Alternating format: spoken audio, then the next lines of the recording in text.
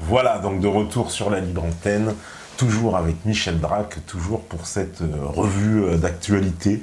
Alors, on a beaucoup parlé évidemment de l'Europe, cette Union européenne qui est très très mal, qui prend en plus une forme où évidemment on a parlé du cas de la Grande-Bretagne, où c'est vrai qu'on s'interroge sur la sortie de la Grande-Bretagne. On pourrait évoquer la Grèce aussi, dont on a parlé un peu en off, qui elle aussi est très mal, la Grèce, c'est le moins qu'on puisse dire, avec un Tsipras. Alors, Tsipras, il a eu quand même un jeu un peu détestable. En fait, il s'est fait élire sur un programme, il a convoqué les Grecs, on va dire, dans un référendum, et puis, finalement, après que les Grecs lui aient accordé, on va dire, presque un blanc-seing pour appliquer sa politique, il est parti renégocier avec Bruxelles en sous-main, et puis il a passé des accords qui finalement étaient les mêmes accords que, soi-disant, il refusait de faire, on va dire, avant le référendum. Enfin, c'est une trahison, comment on appelle ça? Parce que même Varoufakis aussi, apparemment, qui n'est pas très clair non plus, son ministre des Finances. Moi, je crois que déjà, il faut voir que Tsipras, il a gagné son référendum, on ne l'a pas assez souligné, mais parce qu'il a dit qu'il voulait surtout un mandat clair pour renégocier.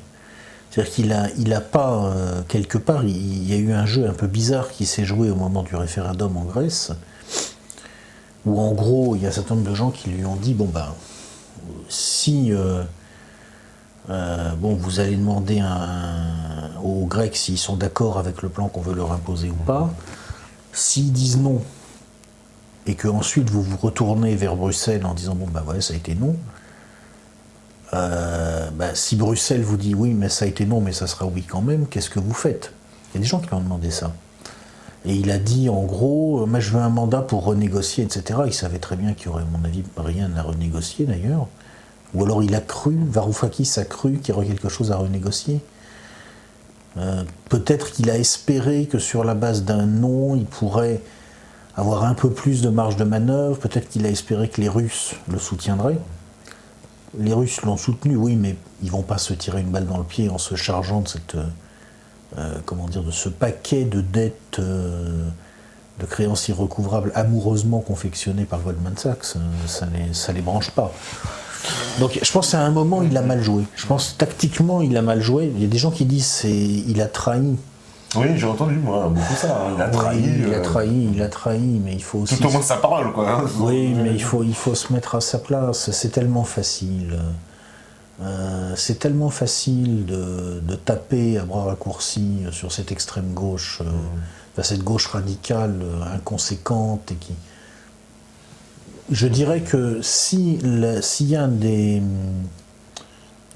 un pouvoir qui arrive en France, qui est un pouvoir de rupture, sur la base des idées souverainistes, et que ce pouvoir arrive à vraiment changer la donne, à ce moment-là, je vais dire nous, les souverainistes, parce que quand même, s'il faut me rattacher à une tendance politique, c'est de ce côté-là que je me situe. On aura le droit de donner des leçons à l'extrême gauche, en leur disant, voyez, vous nous avez traités de tous les noms pendant je ne sais pas combien de temps, mais nous, ce qu'il fallait faire, on l'a fait. Pour l'instant, on n'a rien montré. Eux, ils ont montré qu'ils n'y arrivaient pas. En tout cas, quand ils avaient juste la Grèce pour le faire, de toute façon, c'était cool. Il n'y avait pas un loup quand même dans le placard de base de Tsipras, parce que Tsipras, quand il s'est présenté quand même au public, il n'a jamais émis l'éventualité claire de sortir de l'Union européenne et de l'euro. Alors que la question lui était posée sans cesse. Parce que s'il l'avait fait, il n'aurait pas gagné son référendum. S'il l'avait fait, il n'aurait pas gagné son référendum. C'est-à-dire que quelque part, il faut être lucide. Pourquoi il a gagné son référendum? Quelques jours avant l'élection, c'était tangent. Clairement, pour un peu refaire la chronologie, il annonce le référendum. Immédiatement, il y a une mesure de rétorsion, on va dire, évidemment, de l'Union européenne. La Banque centrale coupe les robinets. Il y a plus c'est le bank run qui se produit en Grèce. Hein. Donc, ils vivent dans une pression. Moi, comment j'ai interprété un peu ces événements, je me suis dit, tiens, ils leur font, attention, vous voulez partir de l'euro? Regardez ce qui va se passer. Je l'ai senti comme ça, un peu sous forme de... C'est exactement ce qu'ils ont fait. C'est exactement ce qu'ils ont fait. À ce moment-là, lui, il va préciser, entre guillemets, le sens du référendum, et clairement, il met de l'eau dans son vin, déjà. Il dit, Bah, mais si c'est non, ça va me donner plus de poids pour renégocier, mais on sortira pas. Oui. Mais il est obligé Parce qu'il a dit clairement, mais, même 2 jours avant, on lui a posé, il a même dit une phrase fascinante, je trouve, il a dit, vous savez, tout le monde croit que j'ai un plan pour sortir de l'euro et de l'Union européenne, il n'y en a pas, il n'y a pas de plan B. Voilà. J'ai trouvé ça extraordinaire. Mais parce que sinon, il n'aurait pas gagné le référendum. Parce qu'il y a un moment, il faut arrêter de se mentir, et ça, c'est le vrai reproche qu'on peut faire à cette gauche radicale. Elle dit qu'elle est la continuation de la grande révolte prolétarienne historique. Mais ça n'est pas vrai. Ça n'est pas vrai, parce que qu'est-ce que c'est un prolétaire en termes de rapport de classe? Un prolétaire, c'est un mec qui amène dans le système une certaine plus-value, d'accord? Et le système économique, à travers la confiscation de la plus-value, va lui en retirer une partie. Bon, ça c'est un prolétaire. La gauche prolétarienne, historiquement, c'est une tendance politique. Alors, elle est formée par des éléments dissidents de la bourgeoisie, parce que le prolétariat n'a jamais réussi, en fait, à produire lui-même ses leaders, très rarement. Mais elle se met au service de ce prolétariat, parce qu'on peut très bien être issu de la bourgeoisie et épouser la cause du prolétariat, parce qu'on en a marre à un moment de certaines ignominies. Et elle dit, bon ben, on va déplacer ce partage de la plus-value, ça c'est la version réformiste, ou on va carrément abolir le système de la marchandise, ça c'est la version révolutionnaire marxiste. Bon. Là aujourd'hui, cette gauche radicale, c'est pas ça du tout, parce que tout simplement sa base n'est plus un prolétariat. En France aujourd'hui, le prolétariat, mais il vote Front National, parce qu'il est dans une logique de dire, je veux faire péter le système parce que le système me capte une plus-value voilà. Ou alors il vote Front National dans une perspective de je veux que les miettes du système qui me tombent dessus soient plus grosses, c'est pour ça qu'on en donne moins aux immigrés. Passez-moi l'expression, voilà, c'est comme ça. Bon. Ça, c'est la réalité. La base aujourd'hui de cette gauche radicale, elle est faite en grande partie par des segments de la population qui vivent de la rente que leur accorde le système.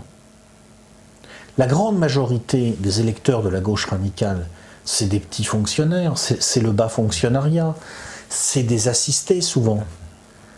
C'est en France, j'imagine que le NPA doit faire un très très bon score chez les intermittents du spectacle, ce genre de choses. Mais ces gens-là ne sont pas des prolétaires, ce sont des travailleurs, je ne dis pas le contraire. Mais ce ne sont pas des prolétaires au sens où, en fait, ils n'apportent pas une plus-value supérieure à ce que le système leur consent. Ils vivent de ce que leur redistribue le système. Donc ils ne peuvent pas être révolutionnaires. Et la révolte grecque, à partir de là, ne pouvait pas être révolutionnaire. Parce que tout simplement, pour être révolutionnaire, il faut pouvoir dire « Bon, moi j'en ai marre, hein, je suis capable de m'en sortir par moi-même, par mes propres forces. Je suis un ouvrier, par exemple, qui a un savoir-faire, qui a une force de travail. J'apporte à ce système plus que ce qu'il me donne, mais je veux le faire sauter. Mais quand vous êtes un petit fonctionnaire qui, en fait, n'apporte pas grand-chose, parce que beaucoup de petits fonctionnaires, en fait, c'est du clientélisme caché. Hein. Ou quand vous êtes carrément un assisté structurel, on en a fabriqué maintenant des mecs qui vont de stage bidon en formation parking, voilà, bon. Vous n'êtes pas un prolétaire, vous êtes un plébéien de cœur de système impérial décadent. Vous n'êtes pas un prolétaire, donc vous ne pouvez pas être pour la révolution prolétarienne. Donc il y a un grand mensonge, effectivement, à l'origine, dans cette gauche radicale, et Tsipras a très bien identifié ça, c'est-à-dire qu'à un certain moment, il fallait effectivement qu'il ait le courage de dire aux Grecs, bon, on a deux solutions, ou on envoie péter le système, ou on se soumet. Mais il savait très bien que s'il disait ça, la réponse, ça serait la soumission, parce que la réalité de sa base électorale, la réalité de la substance même du peuple grec, et de tous les peuples européens actuels, c'est que le prolétariat y est devenu très minoritaire. Aujourd'hui, il y a quoi? Il n'y a plus vraiment la bourgeoisie et le prolétariat. Ça, c'est le mythe dans lequel vit cette gauche radicale. Il y a une oligarchie tout en haut, il y a une grosse couche moyenne supérieure qui vit plutôt bien, et qui d'ailleurs souvent apporte effectivement dans le système une plus-value importante. Parce qu'un des gros problèmes qu'on a aujourd'hui, tout simplement, c'est qu'avec le progrès technologique, la proportion de gens qui peuvent vraiment apporter une plus-value est de plus en plus faible.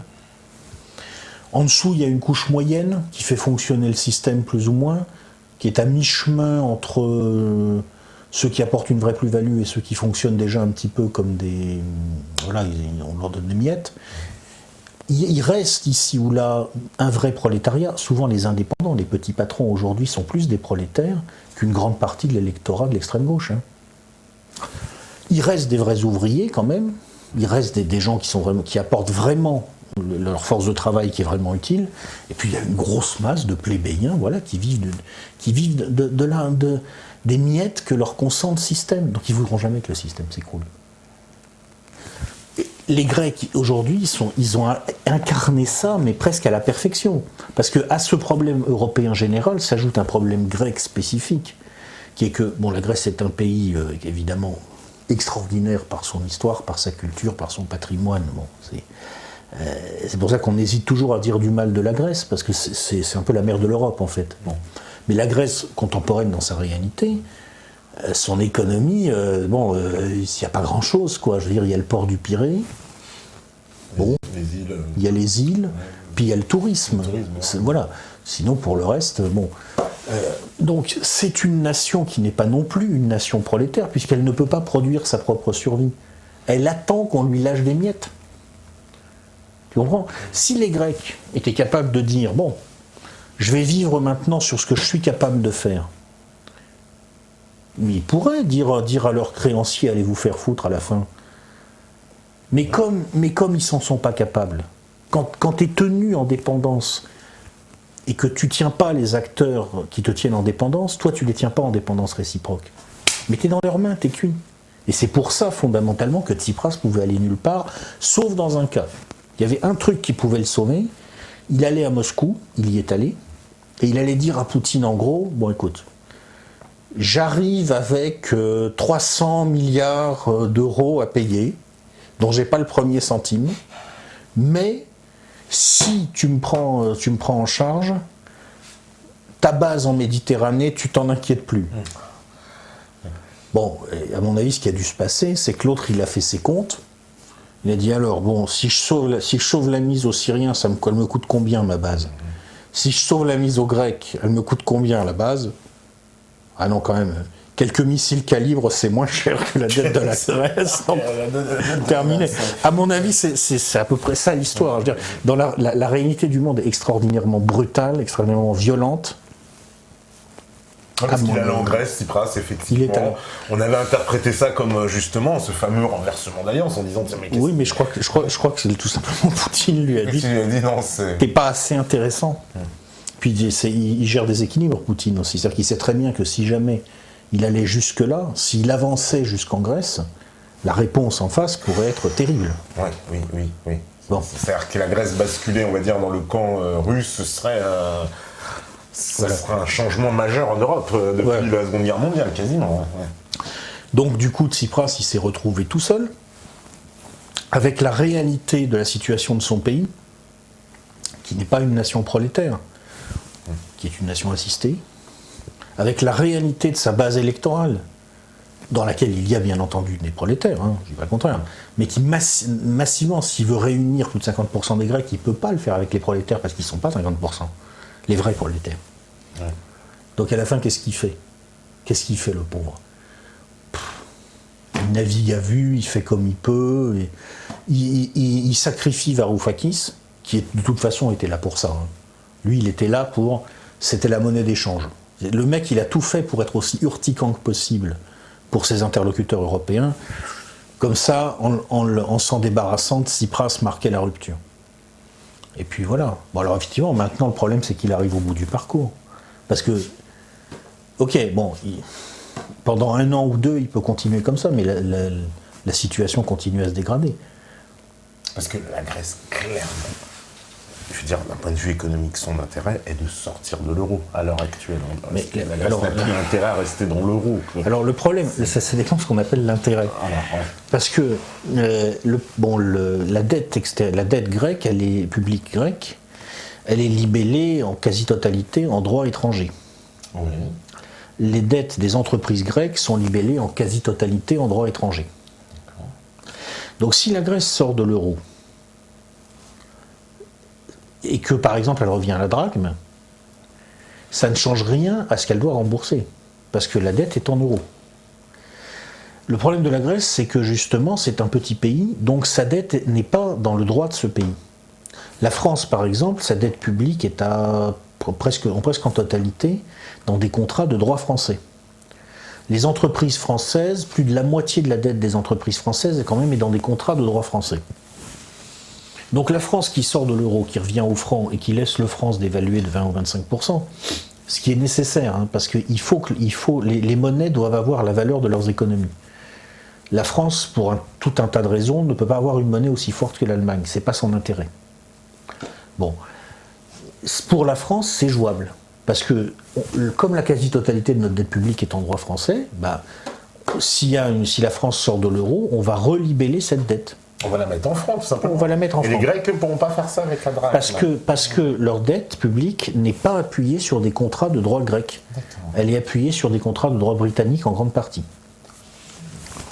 Donc ils ne peuvent pas, donc ils sont coincés. Mais en même temps, effectivement, à un certain moment, il va forcément falloir qu'ils dévaluent. Parce que, quel est le cintré qui a dit que la Grèce et l'Allemagne devaient avoir la même politique monétaire? Oui. Waouh. Il n'y a aucune doctrine économique qui justifie ça. Tu peux aller chez Keynes, tu peux aller chez Milton Friedman, tu peux aller dans toutes les tendances, les keynésiens, les monétaristes, les post-keynésiens, les ordolibérales, chez tout le monde, personne ne peut expliquer comment il faut que la Grèce et l'Allemagne aient la même politique monétaire sans transfert budgétaire systématique entre les deux. Ça n'existe pas. Tout simplement, ça n'est pas logique, ça ne peut pas marcher. Bon, donc évidemment, leur intérêt, c'est de sortir de l'euro, mais le problème, c'est qu'ils ne peuvent pas, sauf si on efface leur dette. Et alors, imaginons en fait, presque j'ai envie de dire pour les Grecs, ce qui pourrait les sauver dans ce que tu es en train de nous expliquer, c'est-à-dire que l'euro explose à la fois, c'est-à-dire qu'il n'y ait plus d'euros du tout, c'est-à-dire chacun reprend sa monnaie nationale. Moi, je pense que ce qui risque de se passer à un moment, si tu veux, c'est qu'il y aura au niveau du système monétaire international une refondation, parce qu'on constatera en gros qu'il faut faire une sorte d'heure zéro. Alors je ne sais pas si tu sais ce que c'est que l'heure zéro qui s'est produite en Allemagne en 1948. Ah non, mais j'ai une idée, mais vas-y, explique-nous. En Allemagne, en 1948, l'économie allemande, on ne pouvait pas la faire repartir, en gros. Alors, on ne pouvait pas la faire repartir parce qu'il y avait eu un marché noir énorme, il y avait eu des manipulations dans tous les sens, et il y avait d'énormes quantités de monnaie, si tu veux, issue de ce marché noir. Ça pouvait générer constamment de l'inflation. Enfin, c'était impilotable. Il fallait, à un moment, sortir de cette situation.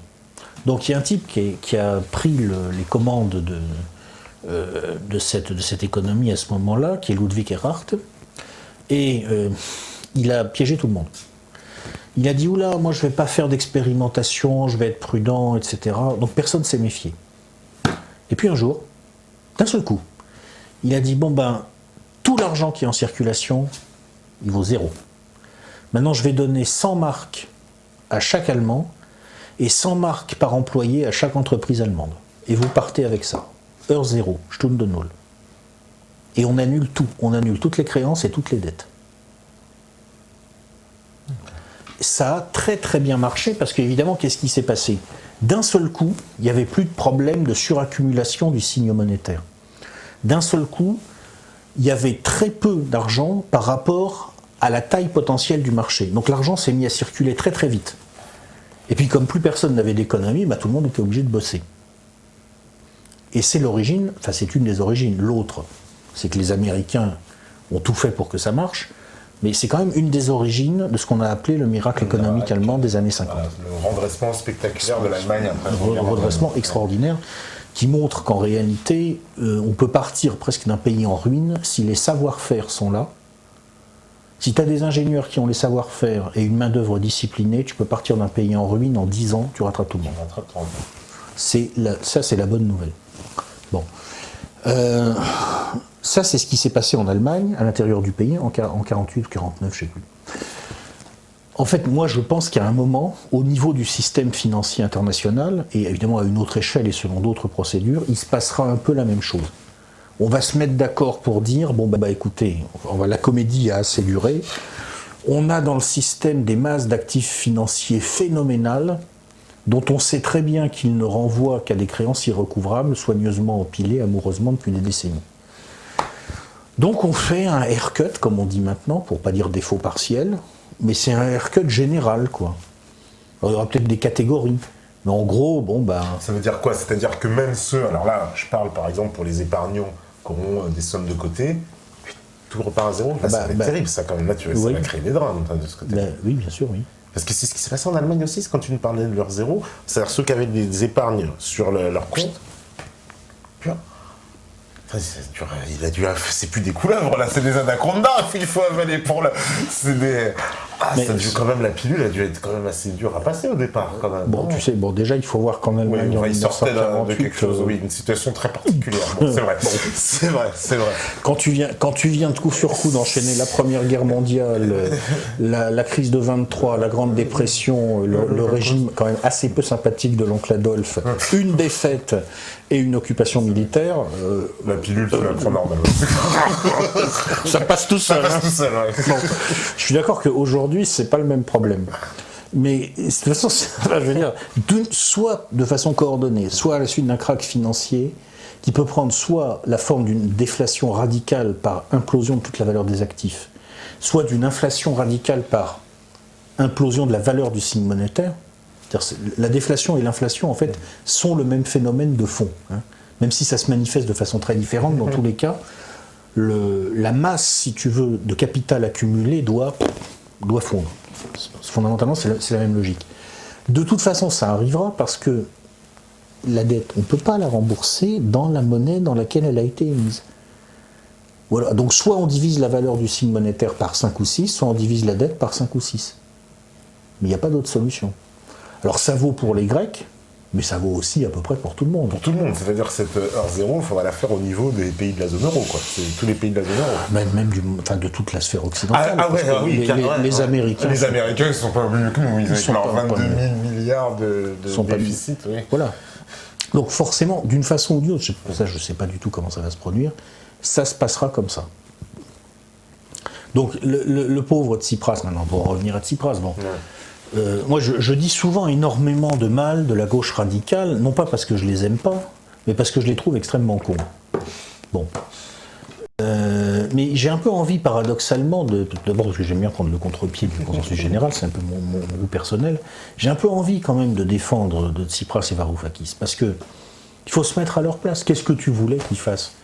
Ils sont là, à la tête de ce pays qui est, c'est triste à dire, mais c'est la vérité, un pays assisté, avec un peuple où en fait ils n'ont pas cette base prolétarienne fantasmatique. Bien sûr, il reste des prolétaires en Grèce, mais c'est pas la majorité du peuple grec, c'est pas vrai.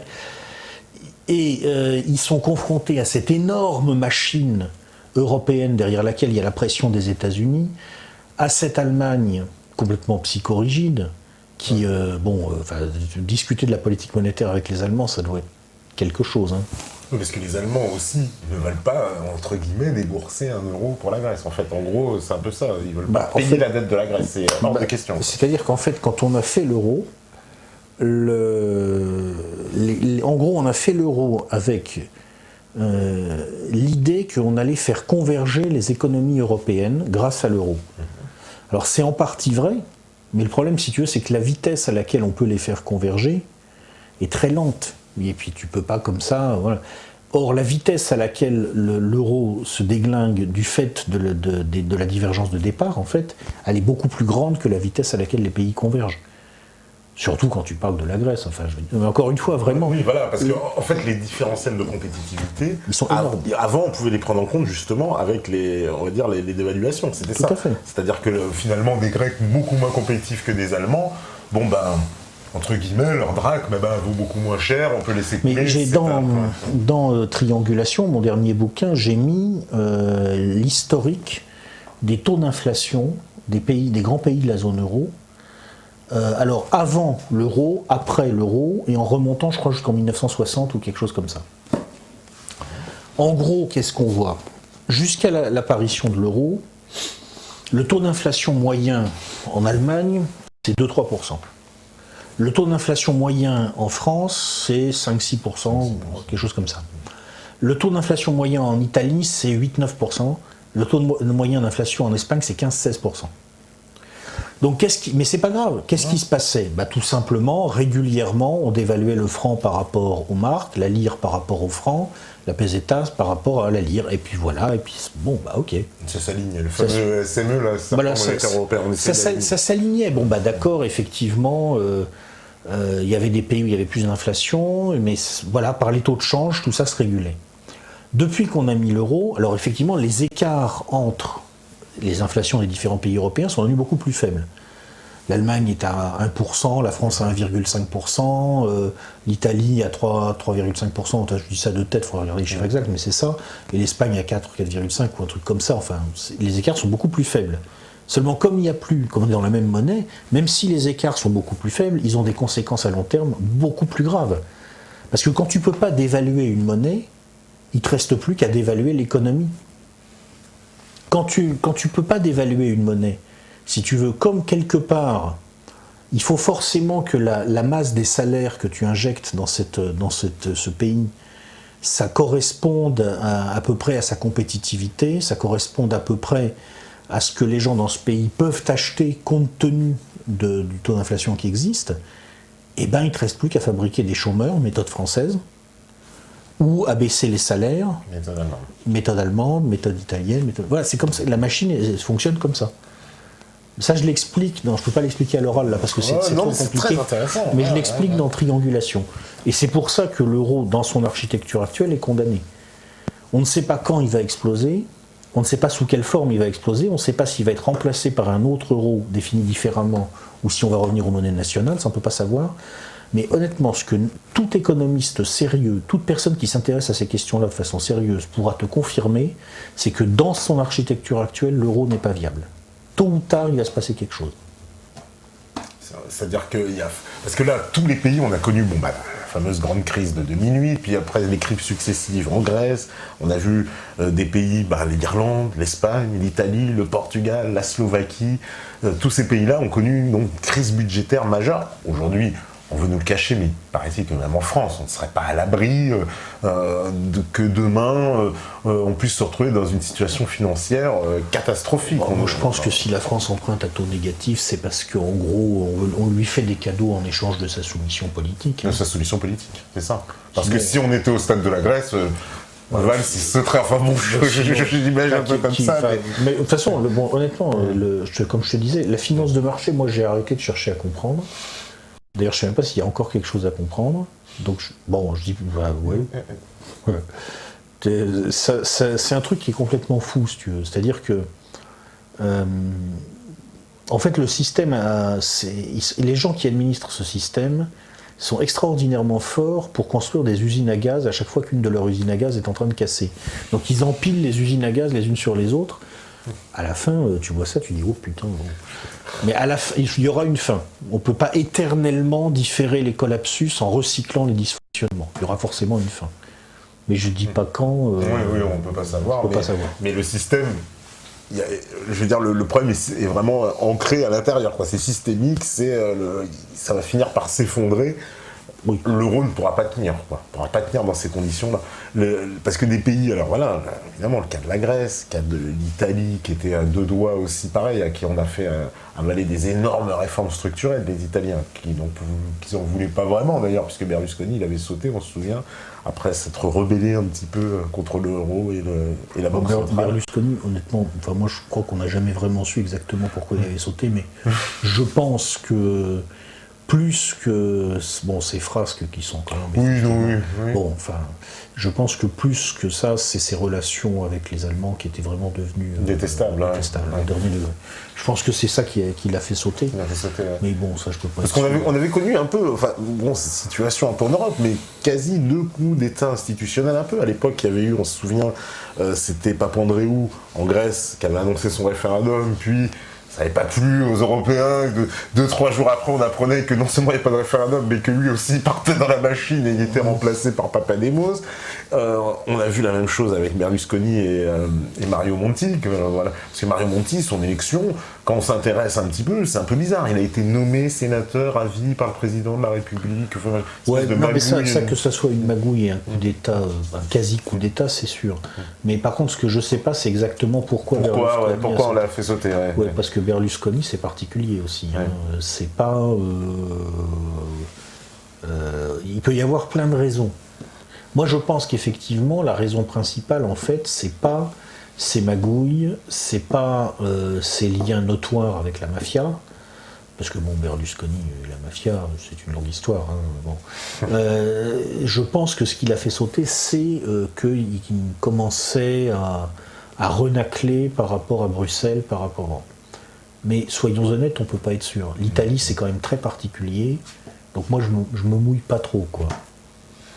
Je dis simplement, je sais pas. Ouais, parce que là, je suis pas sûr. On voit qu'il y a eu des traitements différents. Alors, l'Espagne aussi, alors l'Espagne connaît un chômage incroyable. Alors, il y a l'arrivée de ces nouveaux partis, Podemos. C'est quoi? C'est un peu l'alter ego quand même de Syriza en Grèce, alors, non? Je vais dire un truc là-dessus d'abord, pour être tout à fait honnête. Moi, je suis un mec de l'Europe du Nord, en quelque sorte. C'est-à-dire que je parle allemand, je parle anglais, je parle pas italien, je parle pas espagnol.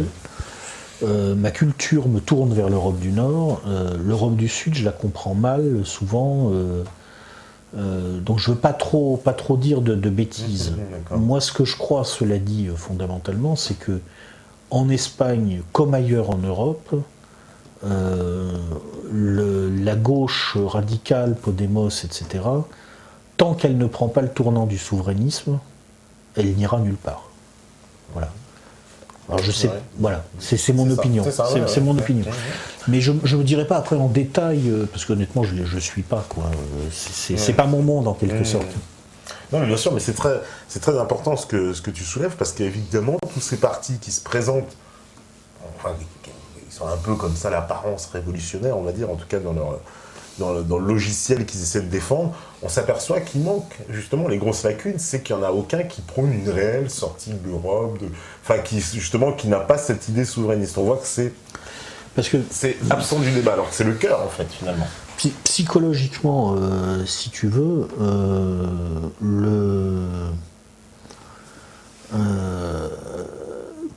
quelque part les partis politiques quand même renvoient forcément à la psychologie induite par la sociologie de leur électorat, tu vois. Pour moi, la sociologie de base de ces partis de gauche radicale, je te dis, c'est pas le prolétariat. C'est des gens qui sont souvent des travailleurs, qui sont des gens tout à fait respectables, mais si tu analyses la réalité de leur positionnement de classe, c'est pas des prolétaires, c'est des assistés. Donc ils n'ont pas en eux, j'ai envie de dire, quitte à passer pour un horrible machiste, cette forme de virilité intellectuelle du prolétaire, y compris du prolétaireux, y compris de la prolétaire, qui est tout simplement le fait que le mec ou la gonzesse maîtrise son monde parce qu'il le produit par son travail. C'est des gens qui sont... Ils attendent quelque chose de l'État, du pouvoir, Comment tu veux te révolter contre l'État quand tu attends quelque chose de l'État ? Comment tu veux te révolter contre le pouvoir quand tu attends quelque chose du pouvoir ? Les prolétaires qui ont fait les révolutions du début du XXe siècle, ou du XIXe siècle, ils ne sont pas descendus dans la rue en disant on veut des allocs. Non mais t'imagines un peu l'armée rouge avec comme slogan on veut des allocs. Ça n'a pas de sens. Voilà. Donc c'est pas grand-chose. Donc c'est pour ça que cette gauche radicale, tant qu'elle n'aura pas pris le tournant du souverainisme, tant qu'elle n'aura pas fait cette critique-là, tant qu'elle n'aura pas elle ne comprendra pas qu'elle doit avoir le courage de dire à sa base notre objectif ne doit pas être de demander des allocs, notre objectif doit être de demander que nous reprenions réellement notre monde en main. ce qu'elle dit souvent, mais qui ne se traduit pas dans les faits, parce que l'outil pour le faire, c'est la souveraineté, et d'abord la souveraineté par l'État en général, hein, parce que la puissance, c'est l'État. Bon. Tant qu'elle n'aura pas fait toute cette critique-là, il n'y aura nulle part, elle va tsiprasser, elle va varouflaquisser, ce qui est bien, mais qui, non. Oui, ça ne mènera pas. Et on n'a pas d'équivalent en France d'un Podemos ou d'un... On a le Front National. Oui, on a le Front National, j'ai envie de dire, voilà, c'est ça. En France, et c'est d'ailleurs bien pour ça, à mon avis, que vraiment la France, c'est un pays intéressant, justement, parce que peut-être aussi parce qu'on a en nous ces marges identitaires, tu vois, qui font que quelque part, comment dire, on a il faut bien le dire aussi, cette brutalité en nous qui existe, qui est qu'on n'aime pas trop que des gens viennent nous expliquer qu'ils vont faire la loi chez nous, parce qu'on est chez nous d'abord. Hein. Et du coup, on a cette capacité à prendre ce tournant du souverainisme, de la revendication de souveraineté, et de dire non, mais on ne veut pas des allocs, on veut le pouvoir, parce que c'est notre pays, c'est à nous, c'est nous qui décidons. Et si t'es pas content, monsieur le gérant de Capital Magazine qui veut me faire une sur le thème comment privatiser sa mère, tu vas te faire foutre. Voilà. Et ça, c'est ce qui rend, tu vois, c'est pour ça que c'est compliqué. C'est pour ça que tu peux pas rejeter les identitaires comme ça, parce que quelque part, le vitalisme brutal qu'il représente a sa place dans ce qui permet cette virilité intellectuelle qui fut jadis celle du prolétariat. J'essaye de m'exprimer de façon... non, pour qu'on comprenne. Bon. Il y en a qui ne sont pas d'accord. Il dit le Front National, lol, il y en a qui ne sont pas d'accord. Voilà. Oui, bon, ça forcément, ça va... Mais de toute façon, ce qui est merveilleux, c'est que quoi que tu dises, tu as toujours des gens qui ne sont pas d'accord. Donc, la discussion n'arrête jamais. C'est ce qui est simple. Voilà. Mais c'est sûr que mais je suis pas un fan du FN. Non, bien sûr. Je fais une analyse. Bien sûr. Qui m'amène à certaines conclusions, c'est tout. Hein. Et c'est de ce point de vue-là, c'est vrai que la France, on va suivre avec attention ce qui va se passer en France, parce que, est-ce que la France, elle a encore d'ailleurs cette place en Europe d'être, parce qu'on a quand même une position, alors là, puisqu'on parle géopolitique, on peut parler aussi géographie, mais on est un peu particulier, parce que tu as parlé d'Europe du Nord, d'Europe du Sud, et j'ai l'impression que nous on est à cheval, voilà, on est le seul à être à cheval, parce que tous les autres sont soit d'un côté, soit de l'autre, quasiment. Oui. Effectivement, il y a deux pays en Europe qui ont une position naturellement très intéressante, c'est la France et l'Allemagne. La France parce qu'elle est à cheval entre l'Europe du Nord et l'Europe du Sud, et l'Allemagne parce qu'elle est à cheval entre l'Europe de l'Ouest et l'Europe de l'Est. Donc, c'est clair qu'il n'y a pas d'Europe sans ces deux pays, géographiquement.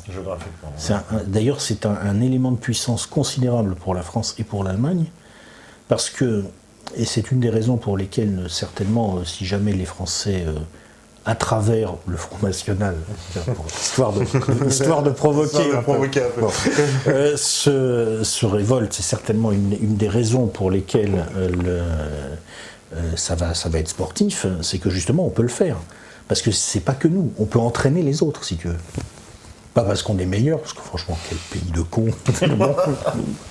Mais parce qu'on est au milieu. Donc quelque part, si on va dans une direction, tous les autres sont obligés de dire ah merde, comment on fait maintenant?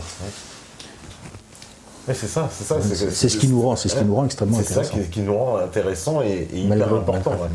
D'où aussi peut-être l'importance des stratèges justement américains à inclure la France dans leur plan global à chaque fois. Et puis les Américains qui prêtent une attention particulière quand même, parce qu'il faut bien dire qu'ils ne ménagent pas leurs efforts pour nous contrôler, pour, on va dire...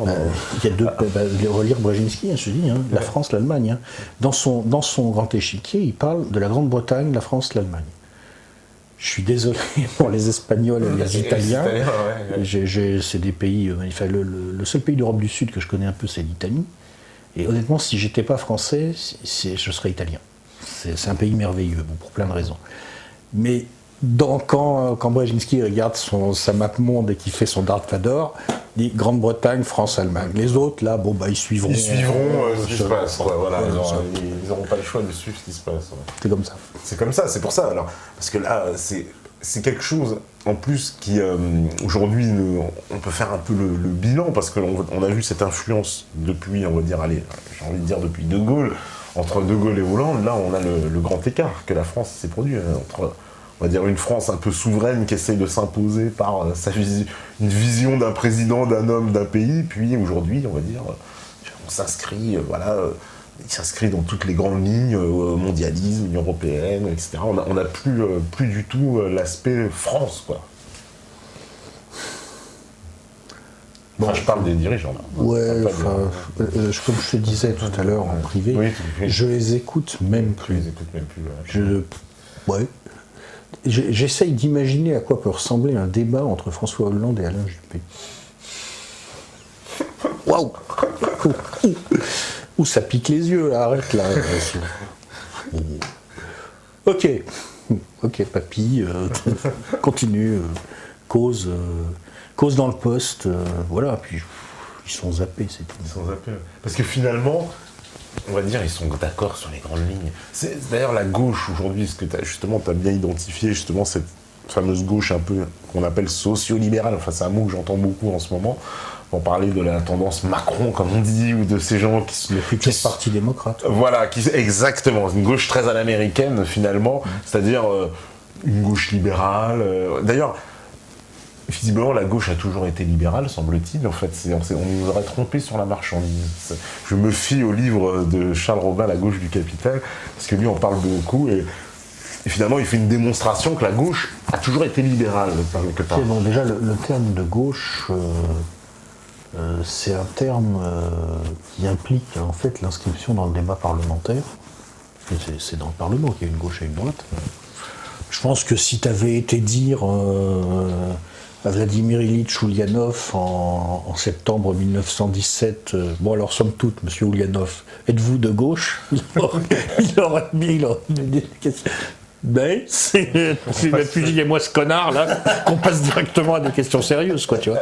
Je veux dire, bon, c'est pareil, même si tu avais été dire même sans aller jusque chez Lénine, si tu avais été simplement dire chez... même sur des gens qui ont joué le jeu parlementaire, on va dire comme Jaurès, si tu avais réduit son identité politique à la gauche,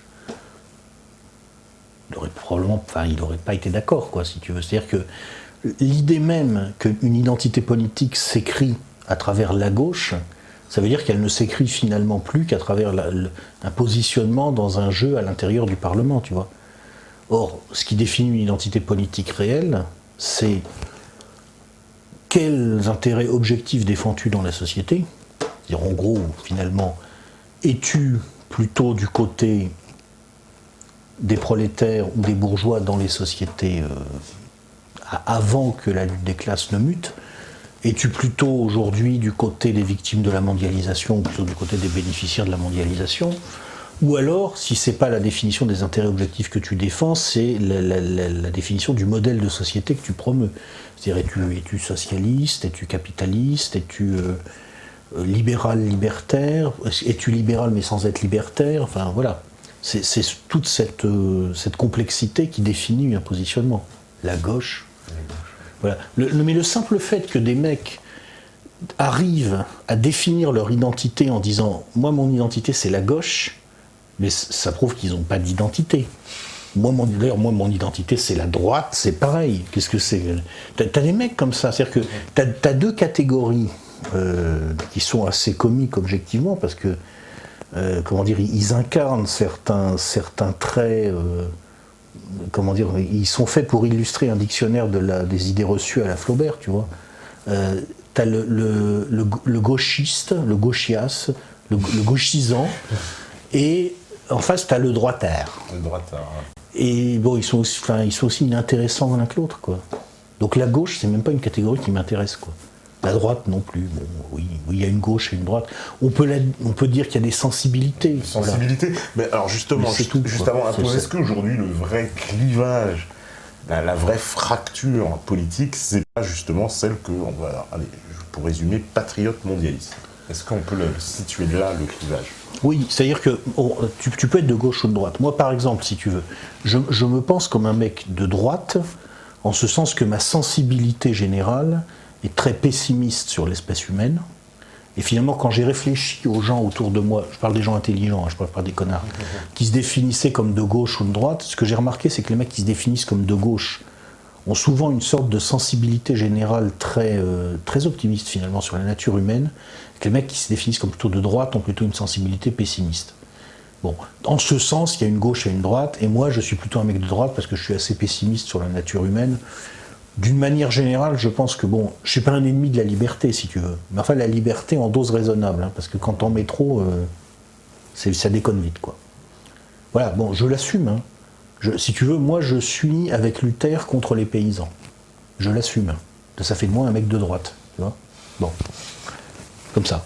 Bon, mais cela dit, ça ne définit pas des vrais clivages opératoires dans le champ politique. Ça, c'est une sensibilité personnelle, tu vois.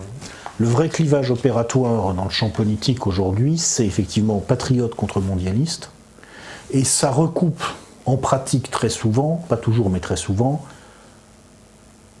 celui qui veut défendre les victimes de la mondialisation contre celui qui veut profiter de la mondialisation avec ceux qui en tirent profit. Dans la réalité, c'est ça. La réalité sociale de ça, c'est ça. C'est ça, à mon avis. D'où d'ailleurs, voilà pourquoi les ouvriers qui votent aujourd'hui Front National et les bobos des villes, entre guillemets, qui vont voter à gauche. Donc, à gauche. Ce qui est un peu paradoxal normalement, enfin dans un pays normal. Et ben on va faire la petite pause et puis on va revenir après pour les questions des métanotes. Et j'imagine il y en a plein, je pouvais s'y attendre. Et ben on va voir tout ça juste après. La régie, elle est prête, Stéphine est prête. Et ben on fait la pause et on revient juste après, toujours avec Michel Drac. À vous, la régie.